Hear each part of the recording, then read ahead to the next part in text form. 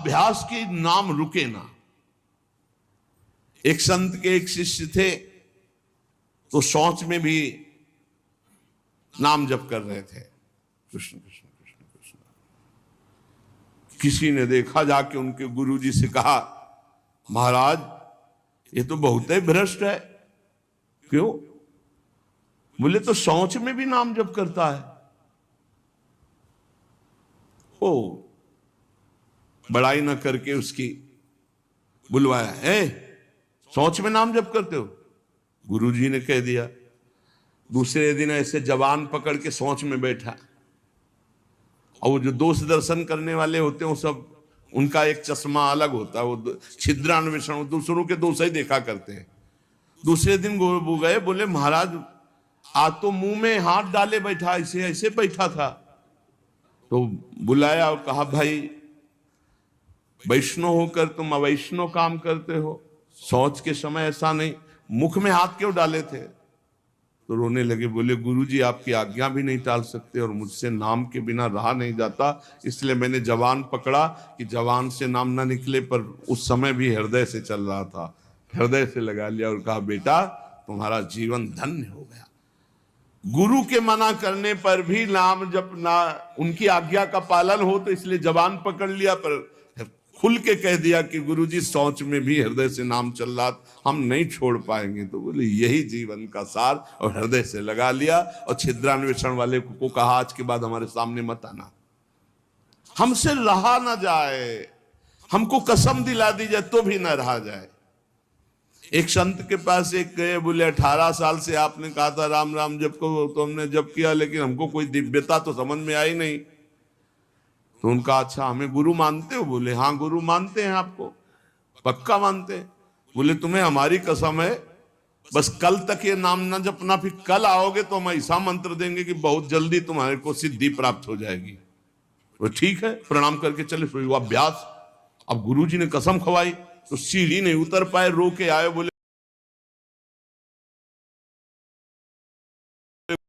कसम खवा दी, इतनी देर में कितने नाम चल गए गुरुजी, अब ऐसा नहीं। बोले बस यही मिला 18 साल से, जो नाम में तुम्हें प्रियता हो गई, अब क्या दुर्लभ रह गया, आगे जब इसका फल प्रकाशित होगा तो सच्चिदानंद भगवान का मिलन। तो हमारा स्वभाव बन जाए कि रहा ना जाए बिना भजन के, हमारा जीवन भजन बन जाए। मत प्राणाहु से ही कहते, हर श्वास में भगवान का स्मरण। गोपीजनों के लिए भगवान ने कहा, मन मनस का ता मन मनस का मत प्राणा मदर्थ त्यक्त दहिका। मन मनस का, उनका मन मैं हूं, उनका प्राण मैं हूं। गोपियों के हृदय में श्री कृष्ण प्राण है, गोपियों के मन श्री कृष्ण है। मेरे लिए समस्त देह सुखों का त्याग कर दिया। देखो भगवत प्राप्ति ऐसे नहीं होती, मेरे मन से जीवित हैं गोपियां। भगवान ने कहा मेरे प्राण ही गोपी के प्राण है, भगवान के प्राणों से अनुप्राणित, भगवान के जीवन से जीवित। ये क्यों? भगवत स्मरण।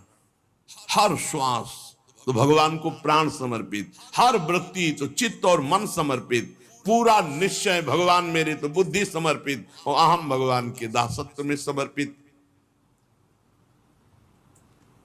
जब श्री भरत जी महाराज चित्रकूट जा रहे हैं, तो भरद्वाज जी के आश्रम में तो उनको रात्रि में बड़ा संकोच है भरद्वाज जी से एकांत में मिलने की, क्योंकि भरत जी को एक अंदर चुभन थी कि मेरे को ही लक्ष्य बनाकर कैकेयी मैया ने राम जी को 14 वर्ष का वनवास, तो बड़ा कि मैं ही ऐसा कलंकी हूं जिसके कारण मेरे प्रभु को इतना कष्ट, तो बड़ा सकुच कर रहे थे। और वहां चर्चा हो रही थी, भरत जी पधारे हैं, तो कहा भरत सरिस को राम सनेही, जगु जप राम राम जप जेही। अरे भरत जैसा राम प्रेमी कौन हो सकता? सारा संसार राम राम जपता है, पर राम जी क्या जपते हैं? श्री भरत श्री भरत श्री भरत। भरत सरिस को राम सनेही, जग जपु राम राम जपु जेही। भरत जी के समान कौन प्रिय? क्यों? भरत जी जैसे राम जी को निरंतर जपते, से राम जी श्री भरत ऐसा जपते हैं। प्रेमी का हृदय हर समय अपने प्रीतम के चिंतन में तन्मय रहता है। विलक्षणता उसी में आती जो निरंतर भजन परायण रहता है। भगवान का स्वभाव, भगवान की महिमा, भगवान का प्रभाव उस भक्त के हृदय में तरने लगता है जो निरंतर भगवत चिंतन परायण रहता है। यहां सावधानी रखनी है। भजन परायण होने पर भी हमारे अंदर चाह नहीं पैदा हो रही तो कोई न कोई हम में त्रुटि हो रही है। जिसको अपने साध्य का पता है, मेरा साध्य क्या है, श्यामा श्याम